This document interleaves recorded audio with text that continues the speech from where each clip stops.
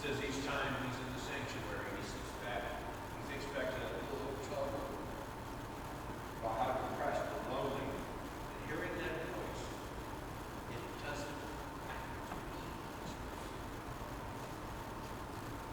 That's precisely what the Gospel of Luke, chapter 8. Christ walks into the life of the Gerasene demoniac, this madman whose life is coming apart at the seams, and he turns it around. He gives him a new beginning, a new start, a new birth. At the beginning of the narrative, it sounds like a horror story. This wild-eyed, adrenaline-filled, crazy man comes running and shrieking out of the tomb of Jesus.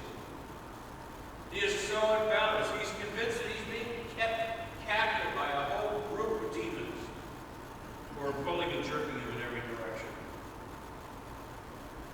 Now remember where this story comes in. Jesus and his followers have just come from a stormy night at the sea. They're tired. They get to the beach, and here comes this crazy man running up to them. A different kind of storm, if you will. They hear strange sounds coming from the tomb, screams, shrieks, growls. Then suddenly this man with no clothes comes running about through the dirty, bloody and battered, screaming at them to help.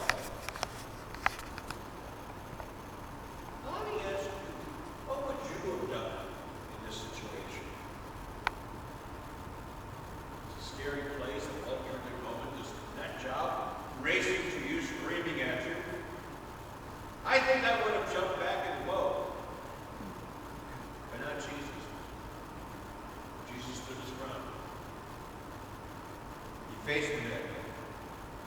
Unafraid, he stood there and he dealt with this man and his problems. He brought peace. He healed him. He brought peace to this man, and I know that we know he can do that to us. Now let me underscore this by lifting three ideas out of this story.